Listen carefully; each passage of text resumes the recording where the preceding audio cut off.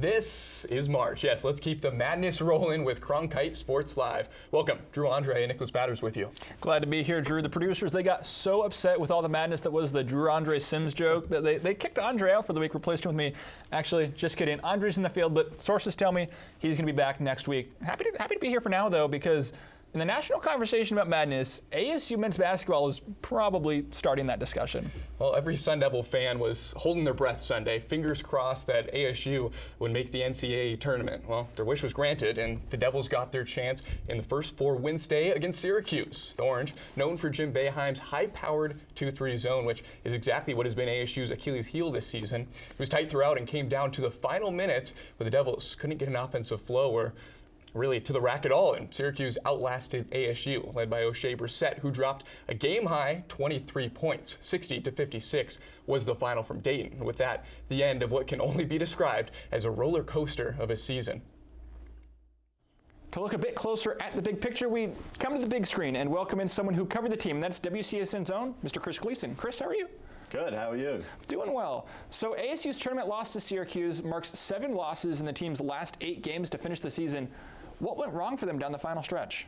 Well, Nick, college basketball is all about getting hot at the right time, and to start the season, this team was as hot as anyone in the country, and unfortunately for them, that loss to U of A in December, tough 6-point loss on the road, that sent them on a slide in Pac-12 play. They just really were never able to recapture that magic, and they really struggled shooting from 3 down the stretch, making free throws, just stats that you would expect to be better out of a team that calls itself Guard U. So, they really, especially down those last 8 games, like you said, these were all close games that they could have won, and they really just weren't clutch down in the final 2 minutes. They missed too many key free throws, missed shots to win the game several times, and they just never really got that same momentum back. Sure, so you talk about it, 1-6 to end the season, but looking at the bigger picture, the season as a whole, how do you think this team is going to be remembered by Sun Devil basketball fans? Well, this team, I think, deserves to be remembered as the squad that put ASU basketball back on the map. That's, I think, as good as this senior group was. They did a lot of things that ASU basketball has not accomplished in a long time. They achieved that number 3 ranking in the AP poll, something that hasn't been done since 1981.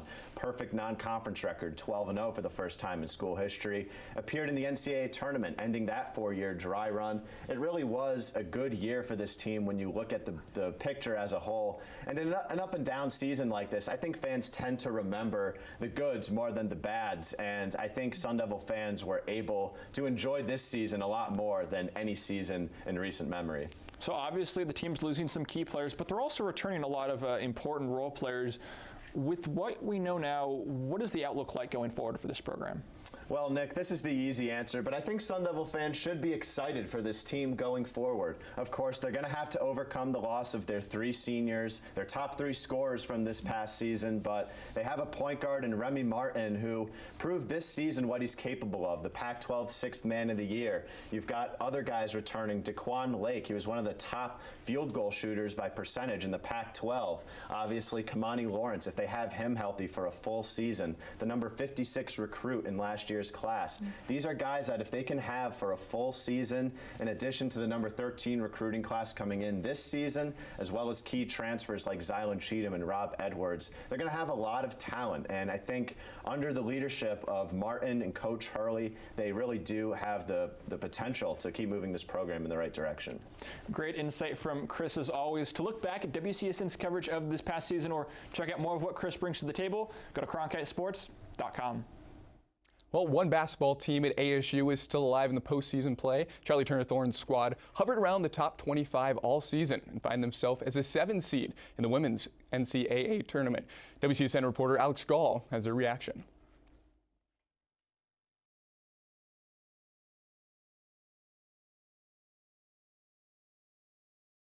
Your 7-10 matchup brings up Arizona.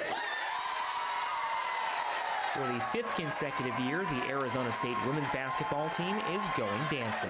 At the team selection party last Monday, the team learned of their 7th seed bid in the 2018 NCAA tournament. The streak of 5 straight tournament appearances matches the team's longest such streak in program history.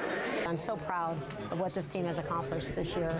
And, a team with no seniors We lose our most experienced player, Sabrina Haynes, the first week of December. And if you would have told me, hey, you know what? You guys are all gonna be here, and we're gonna be talking about March Madness, and we get even a higher seed than we did last year with an incredible senior class. I don't know if I would have believed you. ASU joins 5 other schools from the Pac-12 conference, including both Oregon schools, UCLA, California, and Stanford in this year's NCAA tournament. A grueling conference schedule led the Sun Devils to finish just 10-8 in the Pac-12. The team still finished with big victories over Arizona and Oregon State in the Pac-12 tournament. They made it to the semifinals for the first time since 2015 before being defeated by the Stanford Cardinal in the semis. We would have liked to have won it, but I think our run helped us gain momentum and confidence, and so we know what we can do and what we're capable of doing.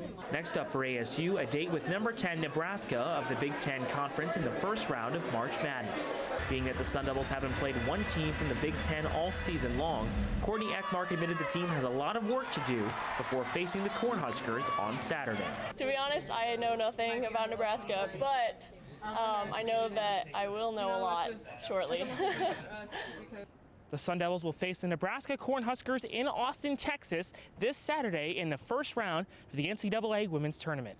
But for now, reporting in Tempe, Alex Gall, Cronkite Sports.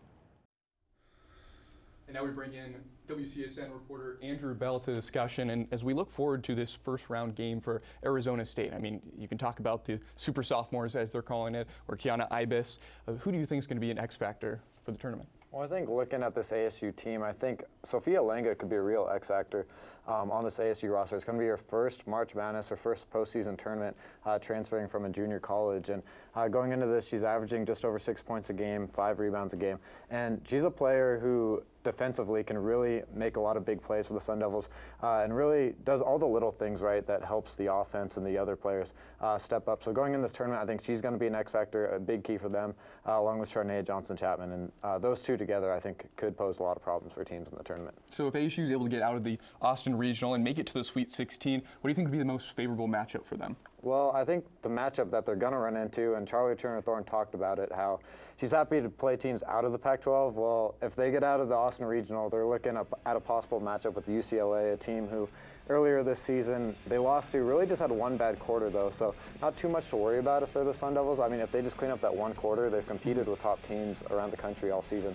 It's just a matter of not having that one bad quarter and just not letting up. But I think a possible matchup with the Bruins is looming on the line if they get through this Austin Regional. Well, you mentioned it. The Pac-12 is absolutely stacked. 6 teams in the NCAA tournament. Out of those 6, who do you think has the best chance to maybe go all the way and somehow beat UConn? Well, I'd love to say ASU, but I think that's maybe a couple of years in the future with the sophomores that they have right now.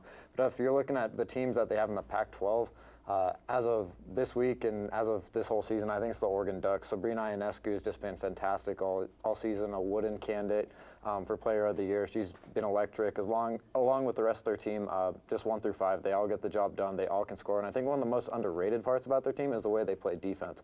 They really hone in defensively and play as a team. And I think the Ducks have the best chance to make a run to the Final Four this year. All right, he's Andrew Bell. For more of his work, you can find it on cronkitesports.com. Arizona State will play their game tomorrow in the first round at 12:30 against Nebraska.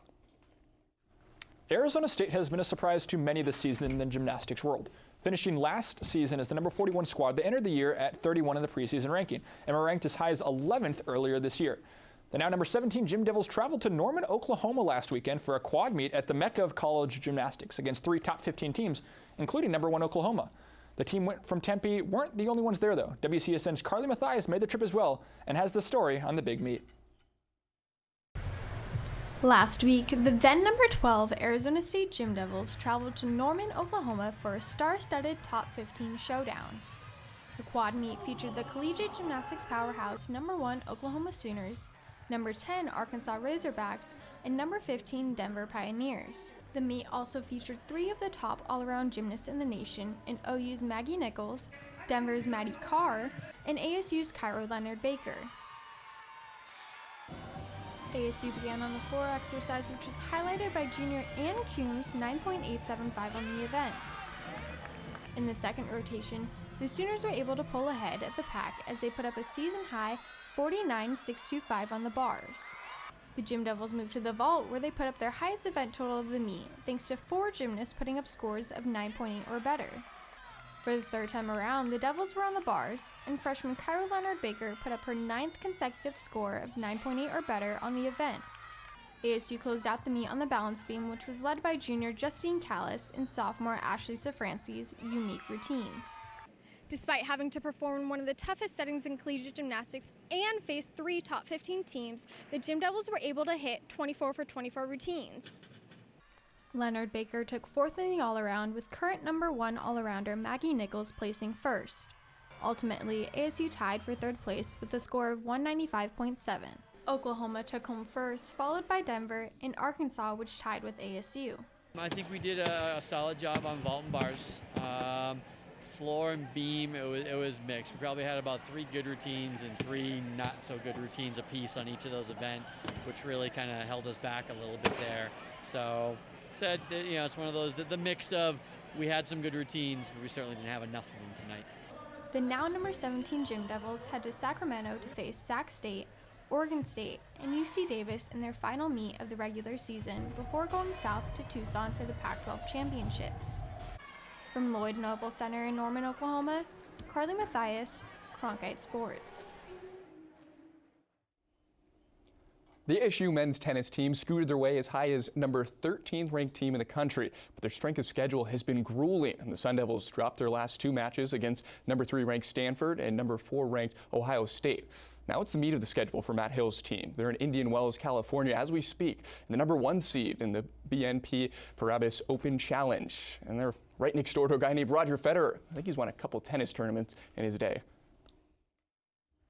Stop me if you've heard this before, but the start to the ASU baseball season has not gone as planned. The team is 8-9 and kicks off their Pac-12 schedule tonight against Oregon.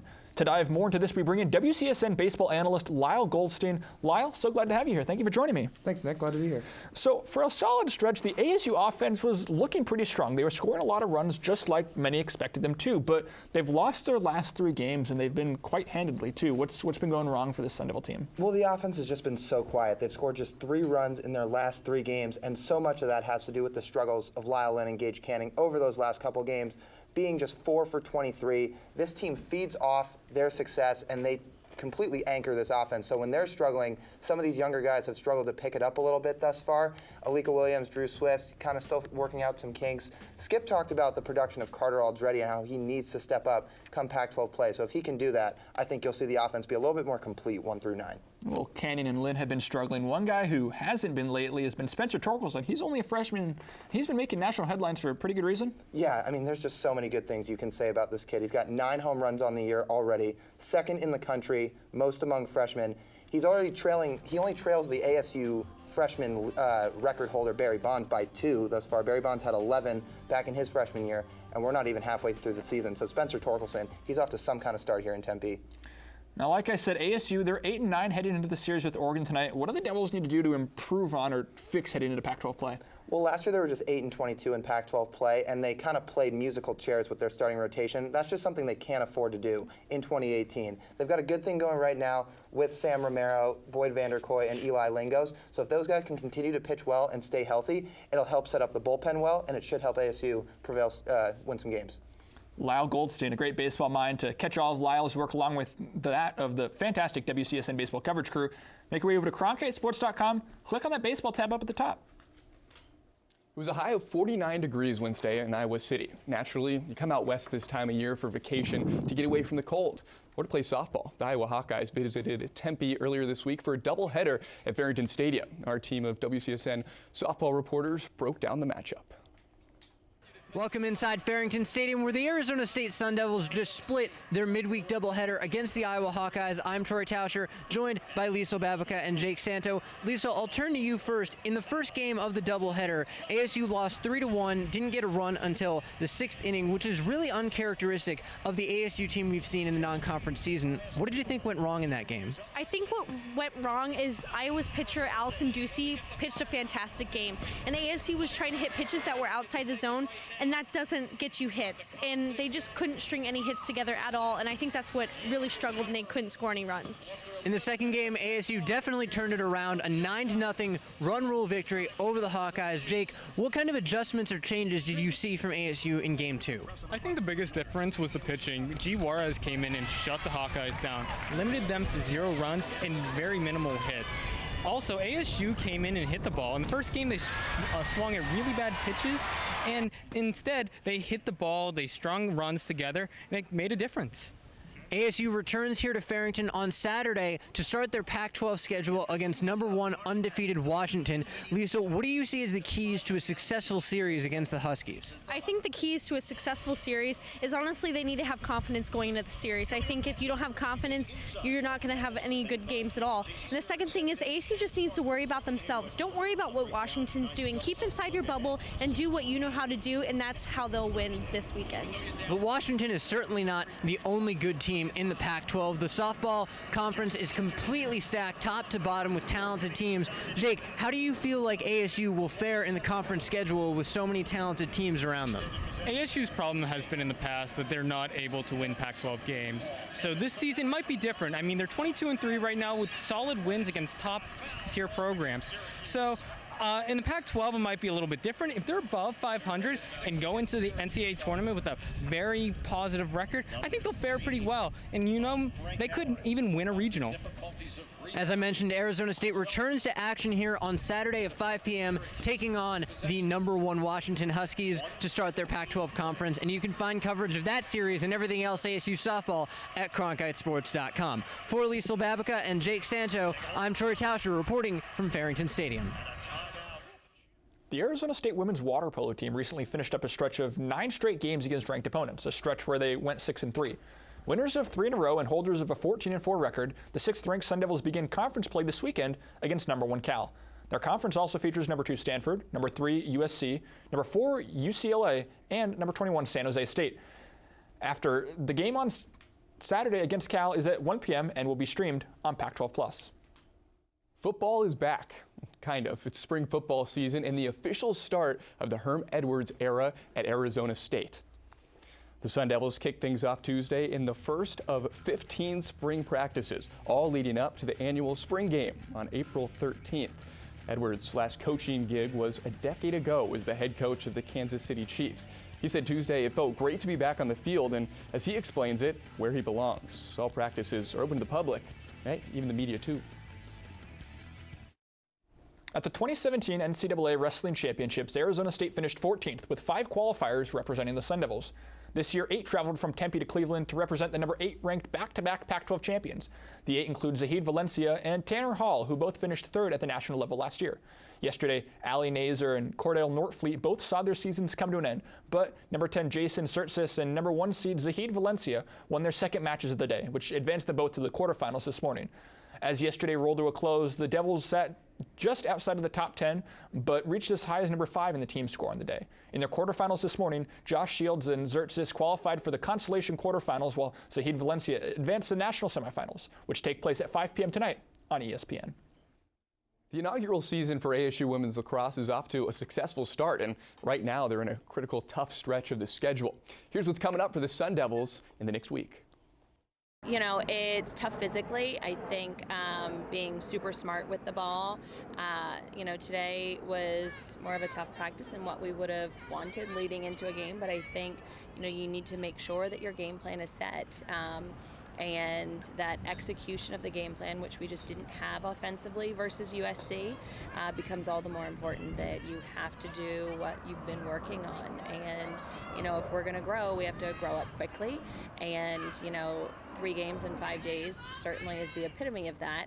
So after one game, you have a day to prepare for the next, and then a day to prepare for the next. So, you know, hopefully our girls are up to the task, and if not, again, a learning experience. I think it'll be tough, but we've prepared for it all preseason and all beginning of the season, so I think we're ready. Yeah, I'm excited just to see like us come out and play back to back. Yeah, it's gonna be fun. While the season for ASU men's basketball isn't over, it is for everyone else in the Pac-12. That's right, UCLA and ASU both fell in the first 4, and then Arizona was knocked out in the first round. With more on what's going on in the Pac-12, here's Noah Lau. Thanks, Nick. Well, March Madness just started us, and the madness is real. For the Pac-12, however, things couldn't get any worse. Last year, Oregon represented the Final Four. This year, only 3 Pac-12 teams qualified for the NCAA tournament, and all 3 have already fell. The second-ranked team in the Pac-12, USC, is a 1 seed, but not in the tournament they were hoping to be a part of. Both ASU and UCLA lost in the first 4 to teams that they should have beat, casting a dark cloud on the conference as a whole. 2 nights ago, UCLA lost to a team from a conference not many people have heard of, and ASU's season ended on the steep downfall few people saw coming. Wildcats guard Raleigh Alkins even tweeted out his support for ASU with the hashtag #BackThePack, encouraging the need for support of its conference and all that it holds. Alkins' team, however, couldn't even back the pack themselves, losing to 13-seeded Buffalo in the first round, leading to one of the most disappointing teams in NCAA history. The conference deemed as the Conference of Champions will not back that claim this March, with no remaining teams in the tournament. Hopefully next season the conference is instead well represented this time of the year. Guys, back to you. Thanks, Noah. And now it's time for our social media segment, and we bring in our social media guru, Scotty Gange. And Scotty, the last time the 2 of us were up here, you made me eat a hot pepper, a jalapeno to be exact, and it didn't go so well. So hopefully I don't have to do that this time. Yeah, it wasn't a good time, so I promise no hot peppers in this week's edition. I have to say, I'm very glad that I was in the control room for that episode. That was did not look fun for either of you, especially you, Drew. It was tough to end the show. I think out of the 3 of us, Andre Sims was with us as well. I definitely struggled with this. I couldn't have finished the show with what you guys had to do. But with that, we'll go right into the tweets. So the first one, it's not really a funny one. It's more of a heartwarming story. It's going to start out pretty sad, as you can see. Arizona State fan crying right here as Arizona State loses to Syracuse. His mom's kind of covering him. She's got a nice wedding ring on, but that's neither here nor there. It's kind of sad, but I promise it will be heartwarming at the end. So right here from Sun Devil Hoops, the young Sun Devil fan who appeared emotional at the end. Look at him hugging with Cody Justice. He was actually a son of one of the trainers at Arizona State. So, he was crying at first. I think they showed it a little too much, but of course he's now a fan of Cody Justice, been following the team all year. It warms my heart. No, it really warms my heart too. How cool is that, though? The producers can't imagine they knew that the young man had a connection to the Sun Devil basketball program like that. No, I agree. I think they showed him a little too much, but honestly, it made for a really cute picture and a fantastic tweet. It definitely ended well, but I would say, I'm with you, Scotty, throughout the game, it was just a little too much. I mean, maybe show him once, maybe twice to end the game just for that dramatic effect, but a little too much for my liking. Definitely shows the power of social media on that as well. So we'll go right next into Jedi ASU. I have no idea who Jedi ASU is once this tweet comes up. It's just a pitchfork is his little picture for him, but right here, from a few years ago, Jalen Strong, what was a Hail Mary touchdown to win the game over USC, is now an NCAA bid, as USC missed the tournament. They were actually the highest ranked RPI team to not make the tournament. I believe they were 34, and that's never happened before. And so for you guys, do you think ASU shouldn't have been in and USC should have been in, or what's going on? Well, I don't know if it's directly that, but USC is sitting at home saying, well, the other 2 Pac-12 teams that got in on the first 4, in UCLA and ASU, they're already sitting at home now, and we could have done better. So, they have some reason to say differently. No, I agree. I think USC probably should have made it in. Obviously, the Pac-12 not super strong this year, but what a tweet from Jedi ASU. He's been on this segment a few times, and really, this Photoshop work, absolutely fantastic. Good on you, Jedi. Whoever that is, Jedi ASU, I respect your game. You are phenomenal. But we'll go right into the last tweet as we are loading it up right now. It comes from James Harden. You guys know I'm a huge fan of socks, and apparently so is James Harden. You know who I'm riding with. Stay the course, he says. It's Stance Hoops. Stance, nice ASU socks, as he was an ASU men's basketball alum. And so I thought there's no better time to really showcase socks than the right season, and then also when there's a camera on me. So I'm going to first show my socks, and then we're going to see what you guys are working with. So it's, of course, St. Patrick's Day, or at least it is tomorrow. I've got my tie, if you guys can see it, and I'm going to show the socks. They're matching, spiffy. Right? Okay, we got them. So Drew, will go with you. What are you working with today? Okay, well, I'm not as prepared as you were for this. So thankfully, I'd say I have some decent ones right now, right? Yeah, nothing special. Thank you. I guess that makes up for it. My excuse is I haven't done laundry for a while, so this is all I had to work with. Okay. I had absolutely no excuse today because I'm also a producer for the show, and I saw the tweet beforehand. So I spent about a half hour last night preparing, like looking at all my socks, figuring out which ones to wear. And it was tough, but on the right leg we have the stars and stripes, the red and white stripes right there, and then on the left, we have the blue with the white stars. Look at that. As patriotic as we can be on this show, got to keep some patriotism on every episode of Cronkite Sports Live. Well, Scotty, thank you very much for joining on. Great tweets as always. Glad to see that you're becoming a regular on this segment. Now, we talked about gymnastics earlier in the show, and we're not done yet because Carly Mathias, a couple weeks ago, she sat down with a lone senior for the Sun Devils, and looked at how her career has been as a transfer student and the success that the program has had this year. All right, well, welcome into another edition of Sun Devil Sit Down. I'm here alongside Nichelle Christopherson, Sun Devil Gymnastics senior. How are you? Doing well. Good, good. Thank you for being here. Of course, yeah. So, we've talked about it a little bit, but you transferred. But it seems like you've been here the entire time. Yeah, it really does. You've had a wonderful career here so far. What was it that made you transfer here to ASU? Yeah, so I was only on scholarship for 2 years at Michigan, and so as you know, tuition's kind of expensive there, and so I was kind of looking at other options. And my old teammate actually worked under J&S at Eastern Michigan, and she kind of pointed me in their direction, and so I got in contact with them and came out here for a visit, loved it, and we kind of got the ball rolling from there. And they're like, well, we have a position available for you, and so I took it, and here I am. So it's kind of a leap of faith, knowing that they were new here and I would be new here, and we only had one other upperclassman in the team, and so I took a leap of faith, and it ended up working out great. So. This year, you guys have had a ton of success so far. How exciting is it for you for your last year to have that successful team? It's so exciting compared to last year. Last year, we were kind of building our team up and trying to get there, and we finally started peaking towards the end of season and realizing the potential that we had. But this year has been so much fun, and I keep telling the girls, I was like, guys, it's only going to get more fun from here. And so just being able to go out on that note it's an incredible experience. And I know I'm a little bit injured right now, but I'll be back.